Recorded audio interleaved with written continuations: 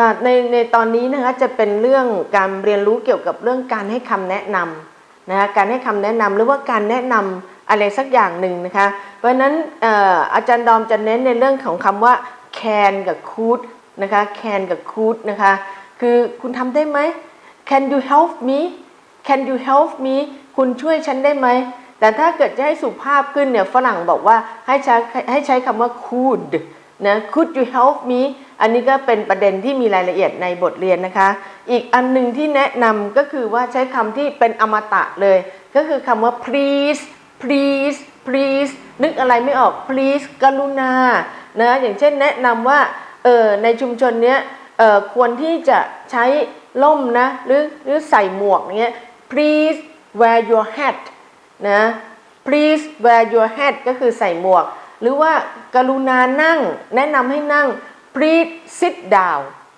นะฟังหน่อย please listen ฟังยืนหน่อย please stand up นะอะไรต่างๆเหล่านี้นะคะก็เป็นการแนะนำก็ใช้คำว่า please หรือ can หรือว่า could นะคะ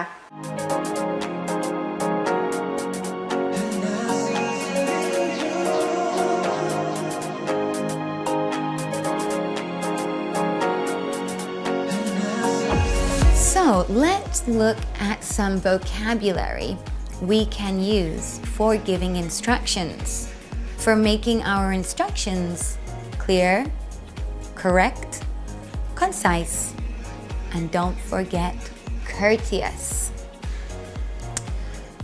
Do you remember the key word imperative? Imperative is the form of the verb we use to make commands. Now, it's not very polite. It's kind of like the way we speak to children. Sit down, open your book, be quiet, be. We drop the subject, just use the verb. Example, sit down, not you sit down. The imperative loses the subject.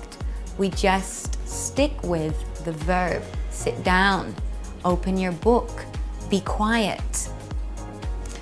But this is not a polite way to speak to your guests or your co-workers or your bosses. Do not speak to your boss with the imperative tense. So how can we use the imperative, make these commands, these instructions, a bit more polite? We can add the words let's, you know that word? Or please. And it softens the imperative a little bit. And remember, one of our 4 C's is to be courteous, be polite. We don't want to be rude. And the imperative tense can sound a little bit rude. Here we have a list of instructions in the imperative. Listen to me say them. Maybe you can hear it's not so courteous. Sit down. Listen. Turn left. Like your GPS, turn left. Take a break. Fill in this form. Not so courteous. Not great for giving instructions to our guests or clients, or anybody, maybe children. So how do we change that? How do we soften it? Look at sit down. Let's change that to let's sit down.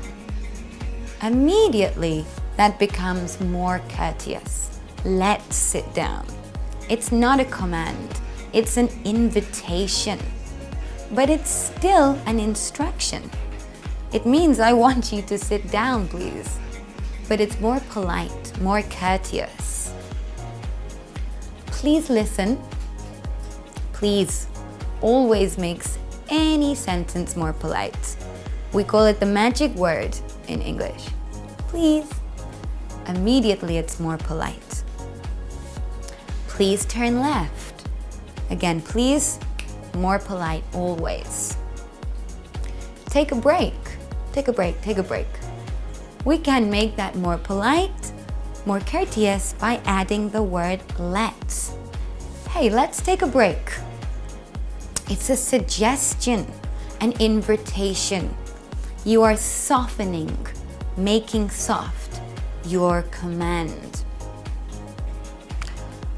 Please fill in this form. Again, please, the magic word, please. More polite. So remember, if you do want to give instructions, try not to use the imperative tense unless you add the words let's or please. That's okay. That's courteous. Okay. So we can also make these instructions a bit more polite by adding modal auxiliary verbs, more heavy grammar names. Do you remember auxiliary verbs? They are little verbs that can help make questions, tenses, negative sentences, moods, can, could, should. These little words, they are auxiliary verbs, and they can be used to make short questions that sound polite. The example, fill in this form. That's the imperative tense. It's not so polite. Fill in this form. Okay, sorry. Let's make that more courteous. We can add the modal auxiliary verb. Don't be afraid by that grammar name. We can use the word could. Could you fill in this form? See how we've changed the sentence. We've added could. Could you? Do you remember how we make questions? We switch the subject and the first auxiliary verb. That's right, it's our friends' auxiliary verbs again. And we are switching the subject and the auxiliary verb to make a question. Fill, second main verb, in this form. There's a big difference in fill in this form and could you fill in this form? The second one is much more polite. It is still an instruction. It means I need you to fill in this form, please.